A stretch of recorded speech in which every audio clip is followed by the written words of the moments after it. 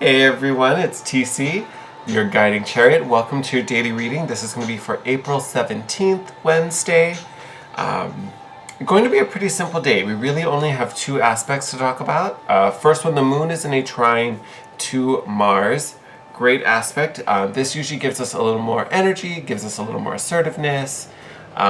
If you've been feeling a little low the past couple days, this is a great aspect to kind of kick you back into gear and get you, feeling alive again, putting some pep in your step. Because this is a trine, a lot of times trines are such an easy aspect. Sometimes they just slip right by us. We don't really utilize them because they're so easy. So great thing to kind of be aware of and really lean on if you need that extra bit of kick, or you may just start feeling better today because of this aspect if you're feeling a little meh. Great kind of bonus help for us. We also have the moon in an opposition to Mercury. This guy, so a lot of times this really is, oppositions aren't necessarily bad, but I always talk about them as almost like the two planets are sitting on opposite ends of the table and they just kind of don't know how to relate to each other. They want to, but they just don't know how. And with it being Mercury and the moon, it's almost like the mind doesn't really meet the heart. So you may be feeling a certain way and having a hard time processing it, or having a hard time putting it into words to communicate it to others. So communication, especially immutable, it's not a word, emotional communication, may be a bit challenging today. And that's okay. You may just have to bring some extra focus to it and really concentrate on what the message is you're trying to convey, and make sure you're getting it across clearly. That could be a definite thing with this aspect. But that's really all we have going on today. So nothing too crazy. Some boosted physical energy and maybe a need to focus a little attention on what it is we're saying and how we're communicating, making sure we're being effective. All right, or that we're getting our true message across. All right, so nothing crazy there. We have Awaz as our rune, and I feel like we get Awaz a lot. It's not uncommon for us to get this rune. This is the rune of the yew tree, speaking to loyalty, longevity. Could be definitely loyalty in relationships or partnerships.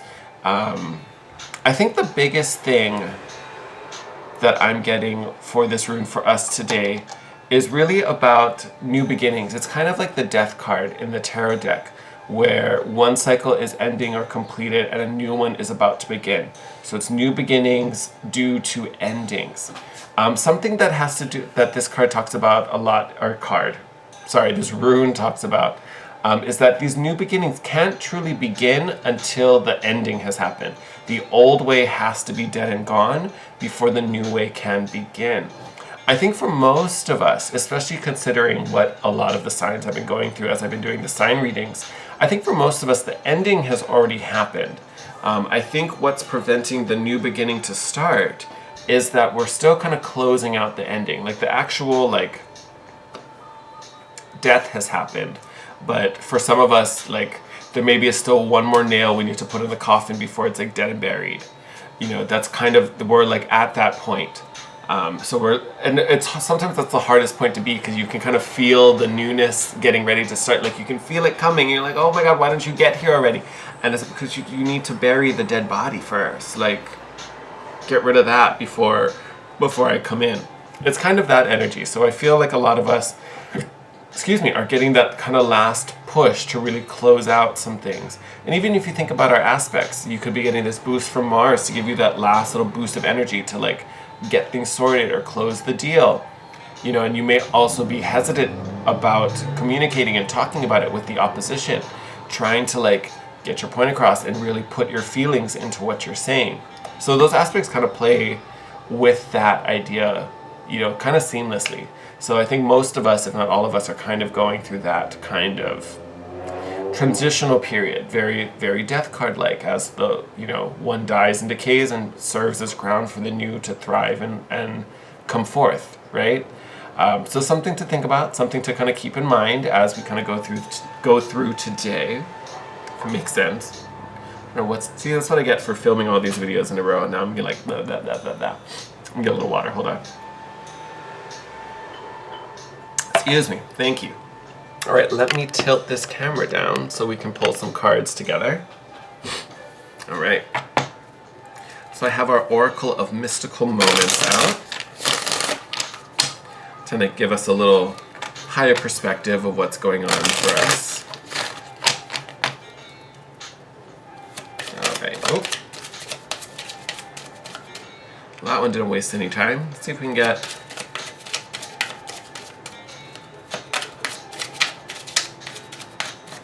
Nope.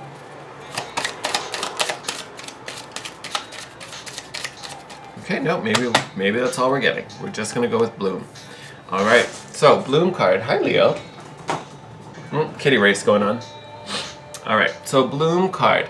Love this card because again, we were just talking about this, but this is something coming out of the ethereal and becoming physical. What is blooming for you? What is coming into life? What is breaking through that first frost? This is spring coming in. So a lot of us have this new beginning just waiting to start, waiting to come in. You know, for some of us, it may still kind of be in our mind, like we have the ideas starting to grow. But this card is really about how are we bringing this into the physical? How are we making this real and manifest? That's really the big focus here.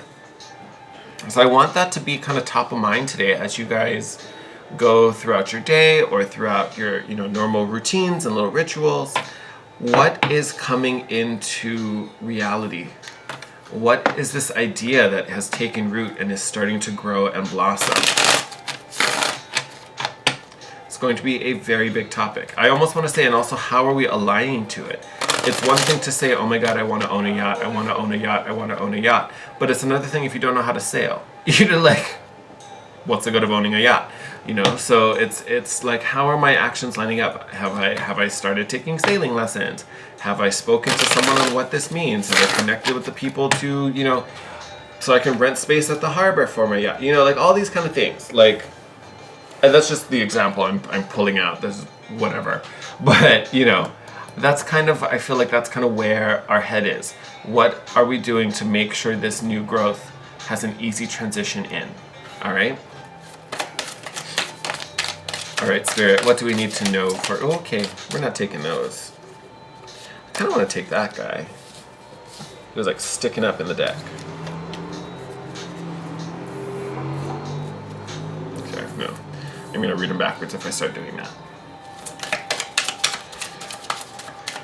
Nice stuff so far. Oh. Hold on, someone ran away. I see. Oh, it's already getting good. All right, let's get a few more before I read it.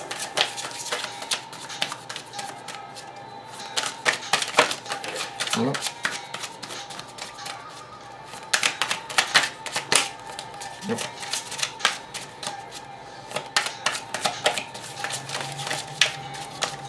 Oh, I love how these two I feel like are going to be interesting. Oh.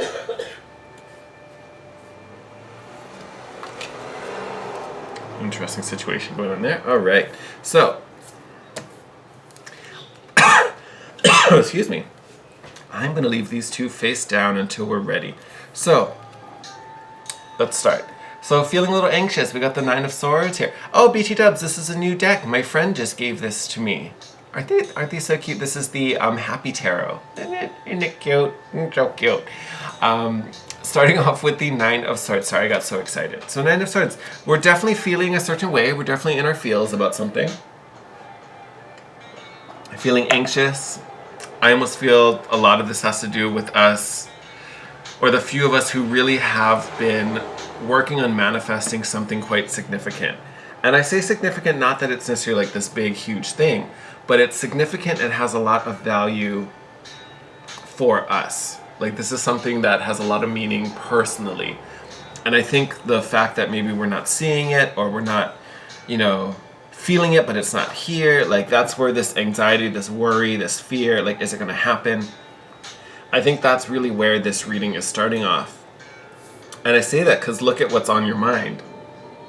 We have the Ace of Cups and the 10 of Cups. So full gambit, true love, self-love, pure love, the happy ever after, the fairy tale ending. This is what's on our mind. And even after that, we have the Lover's card. So a lot of romantic influence coming in. You know, the need for companionship, for partnership, definitely a very, very heavy topic for us. I almost want to say, like, before we even get to these cards, because I'm super excited, like, you don't even know, I'm like twitching for these cards.